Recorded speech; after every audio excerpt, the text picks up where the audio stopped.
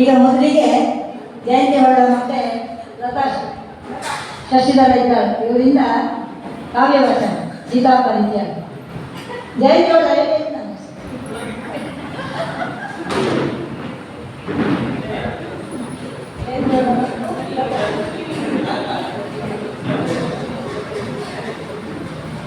ಆಕಾಶವಾಣಿಯ ಪ್ರಸಾರದಂತಹ ಕಾರ್ಯಕ್ರಮ ಇನ್ನೆರಡು ವರ್ಷ ಈಗ ಪ್ರಸ್ತುತಗೊಳಿಸ್ತದೆ. ಒಂದು ಕಾವ್ಯವಚನ ಆದ ಮೇಲೆ ಮತ್ತೊಂದು ಪ್ರಾಸನ.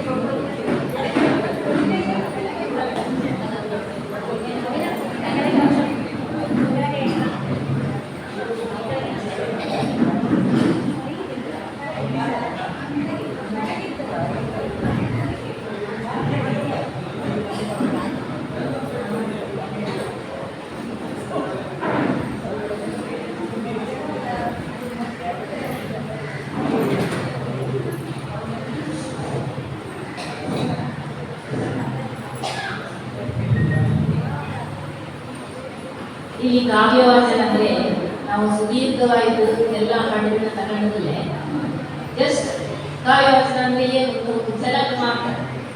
ಅಂದರೆ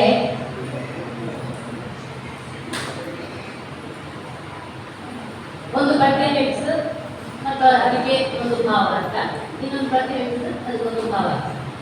ಸೀತಾ ಪರಿತ್ಯಾಗಲೇ ಲಕ್ಷ್ಮಣ ಸೀತೆನ ಕರ್ಕೊಂಡು ಹೋದಂತಹ ಒಂದು ದೃಶ್ಯದ ಒಂದು ಭಾಗ ಅಷ್ಟೇ ತಗೊಂಡು ನಾವು ಇದೆಲ್ಲ ಪ್ರೋತ್ಸಾಹ ಇದ್ದು ಮುಂದಿನ ವರ್ಷ ಮ್ಯಾನೇಜ್ ಮಾಡಿದ್ರೆ ಟ್ರೈ ಮಾಡೋದಲ್ಲ ಬರುತ್ತೆ.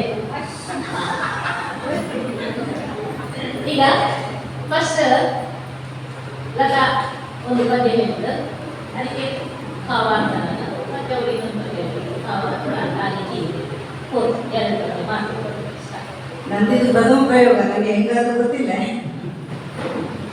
ಅರಸಕ್ಕೆ ಸೌಮಿತ್ರಿ ವೈದೇಹಿಯಂ ಕೊಂಡು ತೆರಳುವ ರಥಾಗ್ರದೋಳ್ ಚಲಿಸುವ ಪದಾಕೆ ರಘುವರನಂಗನೆಯ ನುಡಿದು ಆಹೆಂದಡಿಗಡಿಗೆ ತಲೆ ಕೊಡುವಂತಿರಲಿಕೆ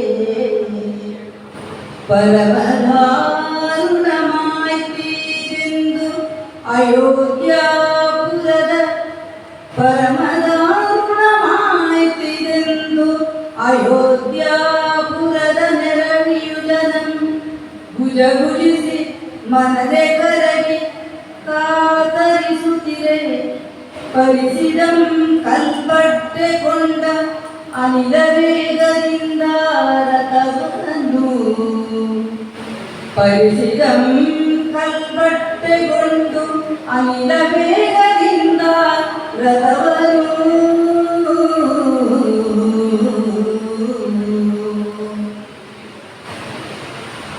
ಅಗಸರ ಮಾತನ್ನು ಕೇಳಿದಂತಹ ರಘುವರ ಭೂಜಾತೆಯನ್ನು ತ್ಯಜಿಸುವಂತಹ ನಿರ್ಧಾರ ಕೈಗೊಂಡಿದ್ದಾರೆ.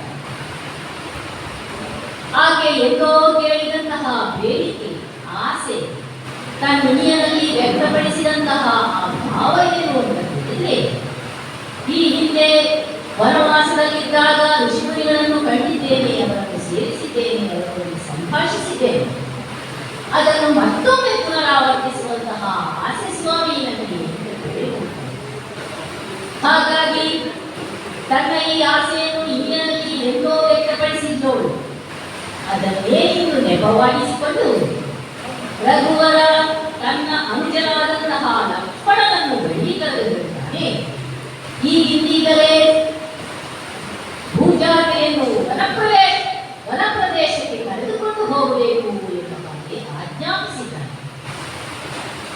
ಅಣ್ಣನ ಆಜ್ಞೆಯನ್ನು ಶಿರಸ ಪಾಲಿಸಿದಂತಹ ಲಕ್ಷ್ಮಣ ರಥವೇರಿಸಿಕೊಂಡು ತುಂಡು ಗರ್ಭಿಣಿಯಾದಂತಹ ಮಾತೆಯನ್ನು ರಥದಲ್ಲಿ ಕುಳ್ಳಿರಿಸಿಕೊಂಡು ಕಾನನದತ್ತ ಹೊರಟಿದ್ದಾನೆ. ಅಯ್ಯೋ, ರಘುವರನು ಸೀತಾಮಾತೆಯನ್ನು ತ್ಯಜಿಸುವಂತಹ ನಿರ್ಧಾರ ರಥದಲ್ಲಿದ್ದಂತಹ ಪತಾಕೆ ತಲೆ ಒಡಗುತ್ತಾ ಇದ್ದಂತೆ. ಈ ಬಗೆಯಲ್ಲಿ ವರ್ಣಿಸಿದವನು ಯಾರು ಗೊತ್ತೇ? ಕವಿ ಲಕ್ಷ್ಮೀಶ ಈ ಬಗೆಯಲ್ಲಿ ಆ ಸೀತೆ ಮತ್ತು ಲಕ್ಷ್ಮಣರ ವಿಚಾರವನ್ನು ಈ ಬಗೆಯಲ್ಲಿ ವರ್ಣಿಸ್ತಾ ಸಾಕ್ತಾರೆ. ಲಕ್ಷ್ಮಣನಾದರೂ ತನ್ನದಾದಂತಹ ದುಃಖವನ್ನು ಇತರರಿಗೆ ತೋರಗೊಡದೆಯೇ ಕರ್ತವ್ಯ ಏನಿದೆಯೋ ಅದನ್ನೇ ಮಾಡಿಕೊಂಡು ಮುಂದುವರಿಸ್ತಾ ಇದ್ದಾನೆ, ರಥವನ್ನು ಮುಂದುವರಿಸ್ತಾ ಇದ್ದಾನೆ. ಮುಂದೆ ಮುಂದೆ ಬಂದಂತೆಲ್ಲ ದುರಜನರು ಇದನ್ನೆಲ್ಲ ವೀಕ್ಷಿಸ್ತಾರಂತೆ. ಛೇ, ತುಂಬು ಗರ್ಭಿಣಿಯಾದಂತಹ ಹಸುರಿಯಾದಂತಹ ಸೀತಾಮಾತೆಗೆ ಯಾಕಪ್ಪ ಇಂತಹ ಆಸೆ ಈ ಕಾಲದಲ್ಲಿ ಬಂತು? ಹೌದು, ಆ ಕಾಲಕ್ಕೆ ಮತ್ತು ಕೆಲವರು ಹೆಗ್ಗಡೆಯರು ಆಡಿಕೊಳ್ತಾ ಇದ್ದಾರಂತೆ. ಅಲ್ಲ, ಕರ್ಕೊಂಡು ಹೋಗುವವರಿಗಾದರೂ ಸ್ವಲ್ಪ ಯೋಚನೆ ಬೇಡವೇ? ಈಗೇನು ರಥದಲ್ಲಿ ಕುಳಿರಿಸಿಕೊಂಡು ಹೋಗುವುದಂದ್ರೆ ಅದೊಂದು ಸಾಮಾನ್ಯ ವಿಚಾರವೇ. ಇನ್ನೂ ಕೆಲವರು ಆಡಿಕೊಳ್ಳುತ್ತಾ ಇದ್ದಾರಂತೆ. ಅಲ್ಲ, ಯಾರೋ ಏನೋ ಒಂದು ಮಾತು ಹೇಳಿದ ಎಂಬ ಕಾರಣದಿಂದಾಗಿ ಮಹಾರಾಜರಾದಂತಹ ದಾಶರಥಿ ಇಂತಹ ನಿರ್ಣಯವನ್ನು ಕೈಗೊಳ್ಳುವುದೇ? ಲಕ್ಷ್ಮಣ ಇವರಾರ ಮಾತಿಗೂ ಕೂಡ ಕಿವಿಯಾಗದೆ ಕಲ್ಲು ಹುಡುಗರ ಹಾದಿಯಲ್ಲಿ ರಥವನ್ನು ಮುನ್ನಡೆಸಿಕೊಂಡು ಹೋಗುತ್ತಾ ಇದ್ದಾನೆ. ದುರದಳು ಆಂತರ ನಿರಿದು ಮೆರೆಯದೇರುವ ರಥಂ ತರಳೆಯಂ ಕಾರಣಕ್ಕೆ ಕಳುಹಳಲಡರುವಂತಾಯಿತು. ದುರದಳಾಂತರ ನಿರಿದು ಮೆರೆಯದೇರುವ ರಥಂ ತರಳೆಯಂ ಕಾರಣಕ್ಕೆ ಕಳುಹಳಡರುವಂತಾಯಿತು. ಕರೆಯೊಳಾತರನ್ನೈದೆ ರಕ್ಷಿಸುವ ಬುದ್ಧಿ ಕೋಮಲೆಯ ಒಲಗೆಲಸಕಾಯಿತು. ಕರುಣವಿಲ್ಲದೆ ಹೊರುವ ಹರಣಮಂ ಸುಡಲಿ ನಿಷ್ಠುರಗೊಳೆಂದಿ ಕೃತ್ಯವೆಸಗುವನೋ ರಾಘವೇಶ್ವರ. ನಿಷ್ಠುರಗೊಳೆಂದಿ ಕೃತ್ಯಮಂ ಎಸಗುವನೋ ರಾಘವೇಶ್ವರನೆಂತಿದಕ್ಕೆ ಬೆಸಸಿದನೋ. ತನಗೆನುತ ಸೌಮಿತ್ರಿ ಮರುಗುದ ನಡೆದನು. ರಾಘವೇಶ್ವರನೆಂತಿದಕ್ಕೆ ಬೆಸಸಿದನು. ತನಗೆನುತ ಸೌಮಿತ್ರಿ ಮರುಗುದ ನಡೆದನು.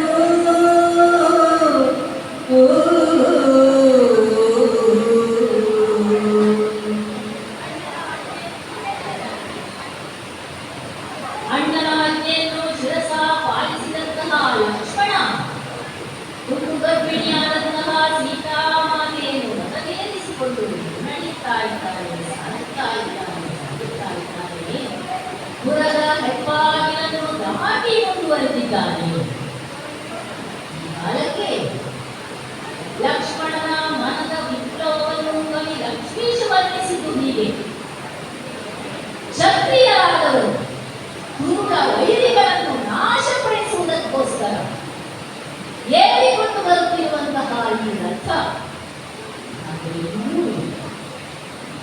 ಬಸುರಿಯಾದಂತಹ ಕೋಮಲೆಯಾದಂತಹ ಮಾತೃಶ್ರೀಗೆ ಸಮಾನರಾದಂತಹ ಈ ಮಾತೆಯನ್ನು ರಥವೇರಿಸಿಕೊಂಡು ಬರುವಂತಹ ಗೌಪಾಗಿ ನನ್ನ ಪಾಲಿಗೆ ಬಂದದೇ ಇದೆ ವಿಧಿಯೇ. ಲಕ್ಷ್ಮೀಶ ಲಕ್ಷ್ಮಣನ ಮನದ ವಿಪ್ಲವವನ್ನು ರೀತಿಯಲ್ಲಿ ಬಗೆಬಗೆಯಾಗಿ ವರ್ಣಿಸ್ತಾ ಇದ್ದಾನೆ. ಕರುಣಾರ್ದ್ರ ಹೃದಯಾದಂತಹ ಶ್ರೀರಾಮಚಂದ್ರಮ ಇಂತಹ ನಿಷ್ಕರುಣೆಯ ಕೆಲಸಕ್ಕೆ, ನಿಷ್ಕರುಣೆಯ ಕಾರ್ಯಕ್ಕೆ ನನ್ನನ್ನು ಯಾಕೆ ನೇಮಿಸಿದನು? ಯಾಕೆ ಈ ರೀತಿಯಲ್ಲಿ ನನ್ನನ್ನು ಕೆಲಸಕ್ಕೆ, ಕಾರ್ಯಕ್ಕೆ ನಿರ್ವಹಿಸುವಂತೆ ಮಾಡಿಬಿಟ್ಟನಲ್ಲ?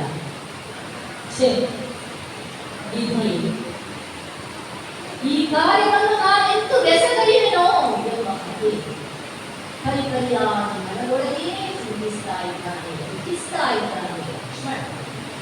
ಆದರೆ ಮಾತೆ ಸೀತೆಗೆ ಯಾವುದರ ಅರಿವು ಇರಲೇ ಇಲ್ಲ.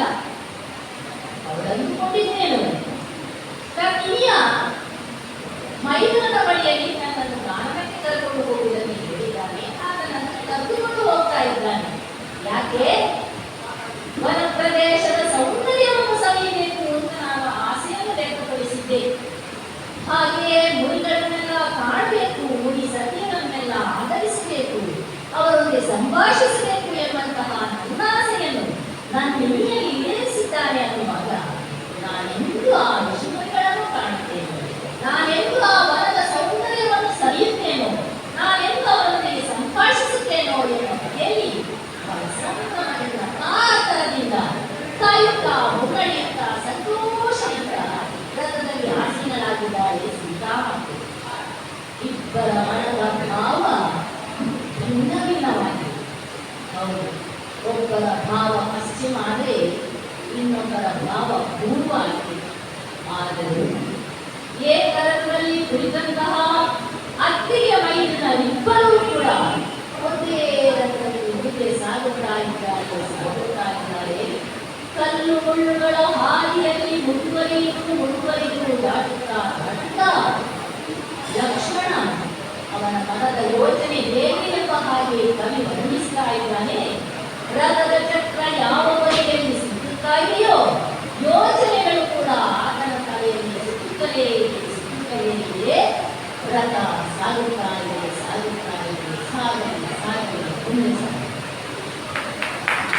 ಮುಂದೆ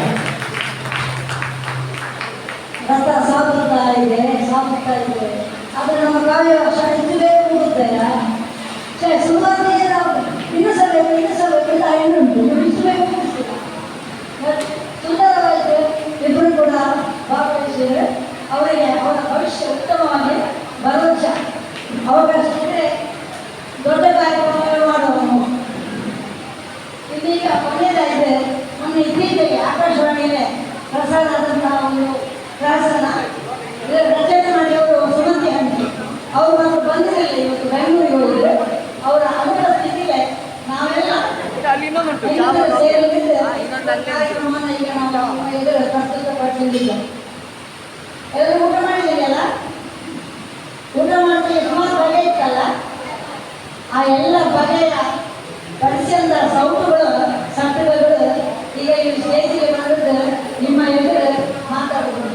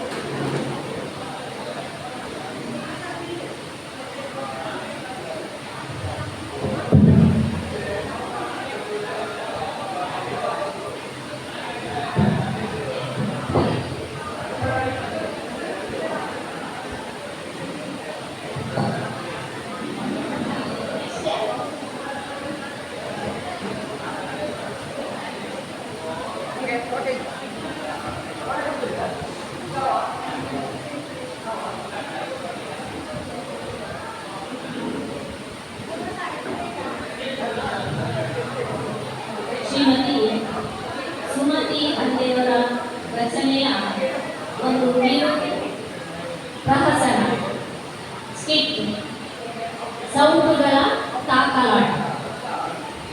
ಸೌಟುಗಳು ಯಾವ ಬಗೆಯಲ್ಲಿ ಮಾತಾಡ್ತಾ ಇವೆ ಎಂಬುದನ್ನು ವೀಕ್ಷಿಸಿ ಪ್ರೋತ್ಸಾಹಿಸಿ.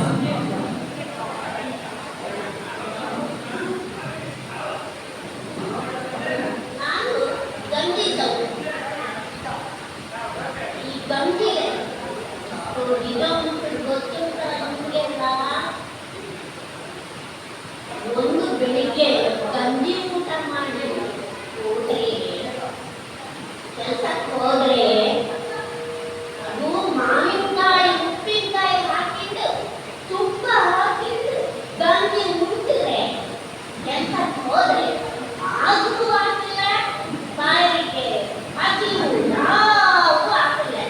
ಅಷ್ಟು ಉಂಟು ನನ್ನ ಗಂಜಿ ಮಹತ್ವ. ಗಂಜಿ ಸೌಟು ಹುಡ್ಕಲ್ಲಿ ಗಂಜಿ ಸೌಟು ಗಂಜಿ ಸೌಟು. ಯಾರು ಗಂಜಿ ಊಟ ಮಾಡುವುದು? ಅಶಕ್ತರು, ರೋಗಿಗಳು, ಆರ್ಥಿಕವಾಗಿ ಸ್ವಲ್ಪ ಸಾಮರ್ಥ್ಯ ಕಡಿಮೆ ಇರುವವರು, ಅಂಥವರೆಲ್ಲ ಗಂಜಿ ಊಟ ಮಾಡೋದು ಇವರು ಈ ಸೌಟಲ್ಲಿ ಆ ಸೌಟಲ್ಲಿ ಬಡಿಸುವುದು. ಒಂದು ಸಮಾರಂಭ, ಒಂದು ಮದುವೆ, ಒಂದು ಉಪನಯನ, ಒಂದು ಜಾತ್ರೆ, ಯಾರಾದ್ರಲ್ಲಿ ಗಂಜಿ ಊಟ ಮಾಡ್ತಾರೆ, ಅಲ್ಲಿ ಊಟ ಮಾಡುದು ಅನ್ನ. ಹಾಗಾಗಿ ಗಂಜಿ ಸೌಟೆಗಿಂತ ಯಾವುದು ಪ್ರಧಾನ? ಅನ್ನದ ಸಟ್ಟದ, ಇದುವೇ ಪ್ರಧಾನ. ಮುಚ್ಚಬಾಯಿ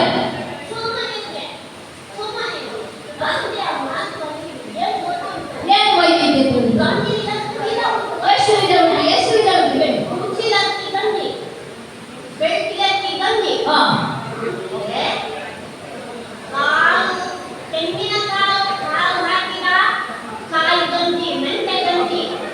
ಆಟಿದ ಗಂಜಿ, ಆಟಿದ ಗಂಜಿ. ಇನ್ನೊಂದು ವಿಷಯ, ಸೋಂಪನೆ ಮಾತಾಡ್ತೆ ಗಂಜಿನ ಹಳ್ಳಿಯಲ್ಲಿ ಕಟ್ಟಿಲೆ ಹೋಯ್ತು ಉಂಡಿದ್ಯಾ? ಅವನಿಗೆ ದೇವಸ್ಥಾನದ ಗಂಜಿಯ ರುಚಿ ಏನು, ರುಚಿ ಏನು, ಪರಿಮಳ,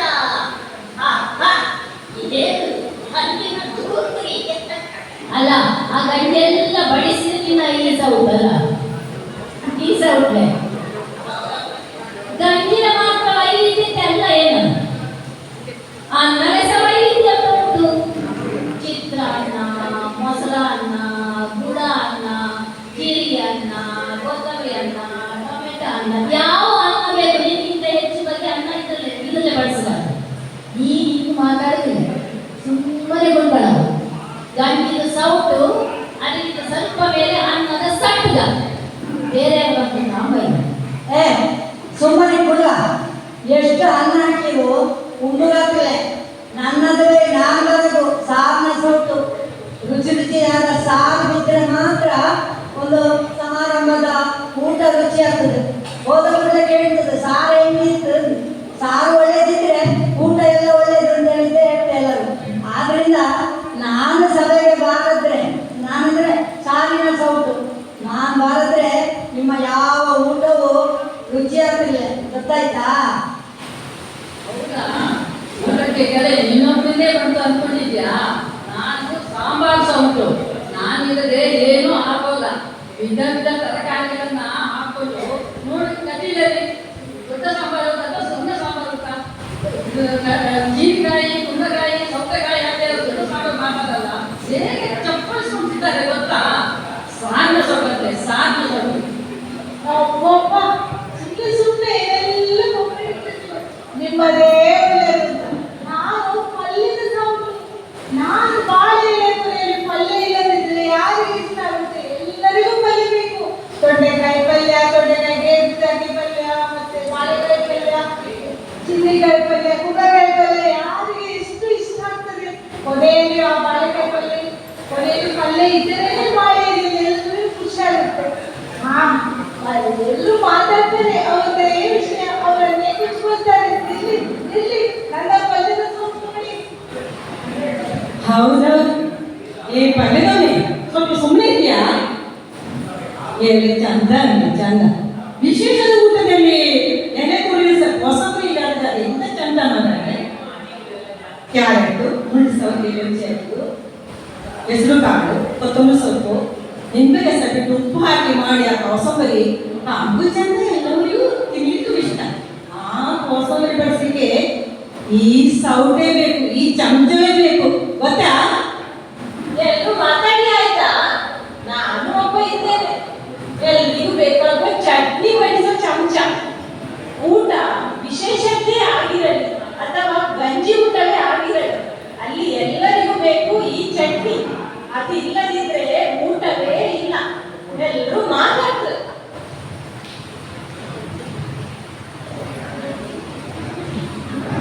ಏನು ಚಟ್ನಿ ಚಟ್ನಿ ಏನು ಚಟ್ನಿ ಚಟ್ನಿ ಹೇಗೆ ಮಾತಾಡ್ತೀವಿ? ಸುಮ್ಮನೆ ಎప్పుడు ಆಗ್ತದ್ಯಾ? ನಾನು ಯಾರು ಗೊತ್ತುಂಟ? ನಾನು ಉಪ್ಪಿನಕಾಯಿ ಸಮಾಜ. ನನ್ನ ಮಹತ್ವ ಎಂತ ಗೊತ್ತುಂಟ? ಅದಕ್ಕೆ ಎಲ್ಲ ಶ್ರೀಮಂತರ ಮನೆಯಲ್ಲೂ ಇರುತ್ತೆ, ಬಡವರ ಮನೆಯಲ್ಲೂ ಇರುತ್ತೆ, ಸಮರಾಧನೆಲ್ಲ ಆಗ್ತಲ್ಲ, ಅಲ್ಲಿ ನಾನೇ ಇರ್ತದ್ದು ಗೊತ್ತುಂಟ. ಈ ಮಕ್ಕಳಿಗೆ ಸಹ ನನ್ನ ಉಪ್ಪಿನಕಾಯಿ ಸಮಸ್ಯೆ ಬೇಕಾಗ್ತದೆ ಗೊತ್ತುಂಟ.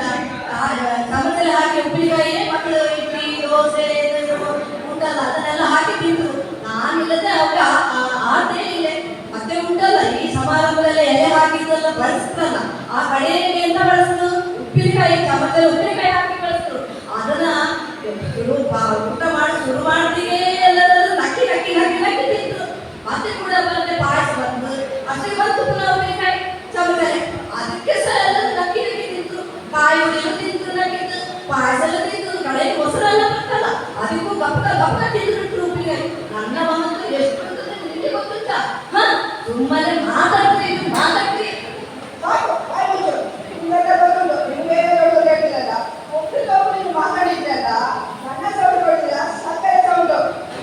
ಇದು ಬೇಕು, ಕಾಫಿ ಮಾಡೋದು ಬೇಕು, ವಿವಿಧ ಬಾರಿಗಳಿಗೆ ಸಕ್ಕರೆ ಬೇಕೇ ಬೇಕು. ಅಲ್ಲ ಈಗ ತುಂಬಾ ಸಿಹಿ ತಿಂಡಿಗಳೆಲ್ಲ ಮಾಡ್ತಲ್ಲ, ಅದನ್ನು ಯಾವ ಅಳತೆಯಲ್ಲಿ ಹಾಕುದು? ನನ್ನ ಈ ಸೌಕರ್ಯದಲ್ಲಿ ಹಾಕುದು. ಈ ಜಮಸದಿಂದ ಎಲ್ಲ ಅರ್ಥ ಮಾಡಿ ಹಾಕಿ ರುಚಿ. ಇದು ಬಾರಿ ಹೊರಟಿಲ್ಲ, ಬಿಟ್ಟು ಬಿಡಿ. ನಾವು ಏನ್ ಗಲಾಟೆ ಮಾಡ್ಬೋದು? ಈ ಸಣ್ಣ ಸಣ್ಣ ತಂತ್ರಗಳು ಇಷ್ಟು ಗಲಾಟೆ ಮಾಡೋದು. ನಮ್ಮಂತ ದೊಡ್ಡ ದೊಡ್ಡ ಸಂಸ್ಥೆಗಳು ಎಷ್ಟು ಮಾಡೋದು? ನಾವು ಗಲಾಟೆ ಮಾಡ್ತೀವಪ್ಪ. ನಂದು ಪಾಯಸ ಬಳಸ್ತಾ ದೊಡ್ಡ ಸಾಕು.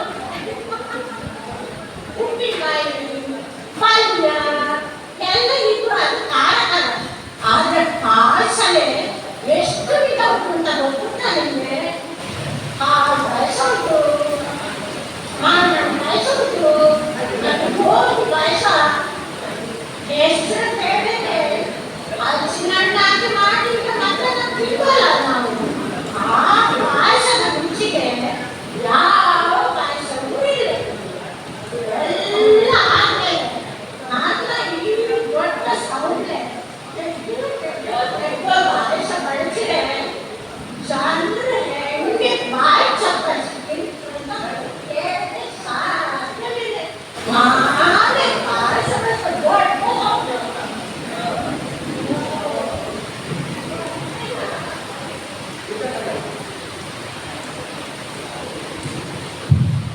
ಓ ಪಾಯಸ ಅಂತೆ ಪಾಯಸ.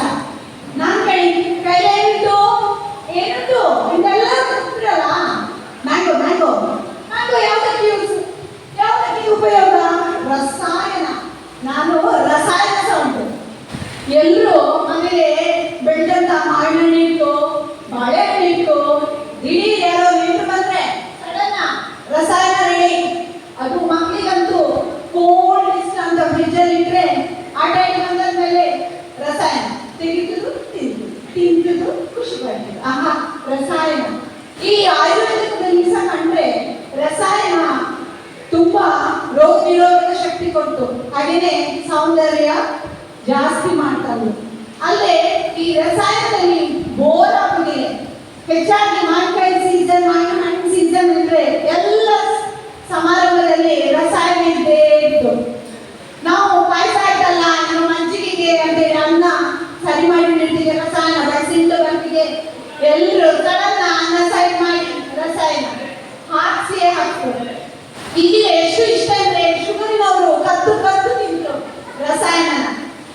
ಮೇನಾಗಿ ಡಾಕ್ಟ್ರು ಮ್ಯಾಂಗೋ ರಸಾಯನ ತಿನ್ನಳೆ ಹೇಳ್ರು ಕೂಡ ಏನಾಗ್ತಿಲ್ಲ, ಒಂದು ಚೂರ ಹಾಕು ಅಪರೂಪ ಸೀಸನ್ ಅಲ್ಲ ಅಂತೇಳಿ ತಿಂದೇ ತಿಂದ್ರು. ಅಷ್ಟು ಗ್ರೇಟ್ ನನ್ನ ರಸಾಯನ ಸೌಂಡ್. ಎಲ್ಲರೂ ಸ್ವಲ್ಪ ಬಾಯಿ ಮುಚ್ಕೊಂಡು ಕೂಗಂತೀಯಾ ಇಲ್ಲ ಪಲ್ಯದ ಸೌಟಮ್ಮ ಚಟ್ನಿ ಸೌಟಮ್ಮ ಸಾರಿನ ಸೌಟಮ್ಮ ಸಾಂಬಾರ್ ಸೌಟಮ್ಮ ಎಷ್ಟರ ಮಾಡಿ ಇವೆಲ್ಲ ಬಾಯಿ ಸೌಟಮ್ಮ ಮಸಾಲೆ ಒಂದು ಗ್ಯಾಸ್ ಸೌಟಮ್ಮ ಅಲ್ಲ ನಿಮಗೆಲ್ಲರೂ ಮಾಡಿ ಮನ ಇತ್ತ ಕಾಣಿ ಎಲ್ಲ ಊಟ ಆದ್ಮೇಲೆ ಏನ್ ಬರಬೇಕು ಮಜ್ಜಿಗೆ ಬರಲ್ಲ ಮಜ್ಜಿಗೆ ಬಂದ್ರೆ ನಮ್ಮದೆಲ್ಲ ಊಟ ಮುಕ್ತಾಯ ಆಯ್ತು ಅಂದ್ರೆ ಲೆಕ್ಕ ಮಜ್ಜಿಗೆ ಬರುತ್ತೆ ಓಯ್ ಮಕ್ಕಳೇ ನಮಗೊಂದು ಮಜ್ಜಿಗೆ ಹಾಕಿದ್ವಿ ಅಂತೇಳಿ ಎಲ್ಲರೂ ಕೇಳ್ತೀವಿ ಹೌದಾ ಈಗ ಮುಂದಕೊಂಡು ಬರ್ತೀವಿ ಮುಂದಕೊಂಡು ಬಂದವರು ಬರೀ ಪಾಯಸ ಮುಟ್ಕೊಂಡು ಎದ್ದು ಹೋಯ್ರೆ ಲಾಸ್ಟಿನ ಪಾಯಸ ಇಲ್ಲ ಮಜ್ಜಿಗೆ ಉಂಡಿ ಆ ಮಜ್ಜಿಗೆ ಶುಂಠಿ ಹಸಿಮೆಣಸು ಕೊತ್ತಂಬರಿ ಸೊಪ್ಪು ತಿಂಗಳು ಎಲ್ಲ ಹಾಕಿ ಮಸಾಲೆ ಮಜ್ಜಿಗೆ ಮಾಡಿ ಕುಡಿದ್ರಂತೂ ನಾಯ್ಕಾಡು ಬಂದಿದ್ದೆ ಈಗ ಎಲ್ಲ ಮುಂದ್ಕೊಂಡು ಬಂದಿದೆ ಈಗ ನಮ್ಮ ನಾಳೆ ಮಜ್ಜಿಗೆ ತಂದು ಕೊಡ್ತಾರೆ ಎಲ್ಲರೂ ಕುಡಿದು ನಾನು ಹೊಡೆದು ನಾಳೆ ಮಾಡಿ ಮಜ್ಜಿಗೆ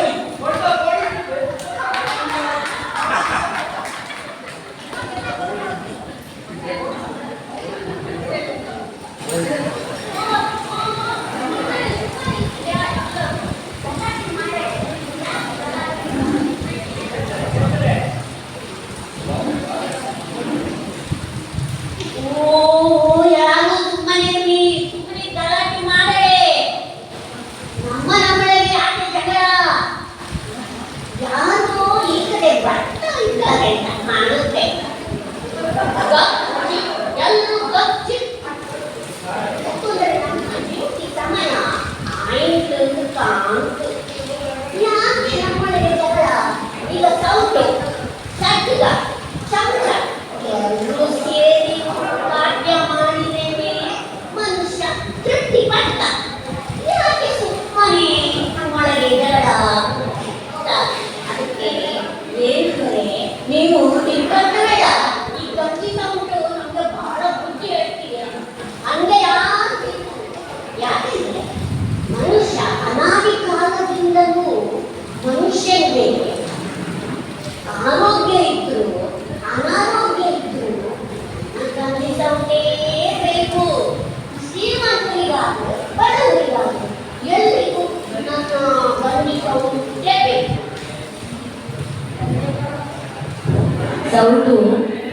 ಸೌಟುಗಳ ಕಾಕಲಾಟ ಇಲ್ಲಿ ನಿಮ್ಮ ಮನರಂಜನೆಗೆ ಮಾತ್ರ ನಾವೆಲ್ಲ ಬಹಳ ಹೋಗ್ಬೇಕು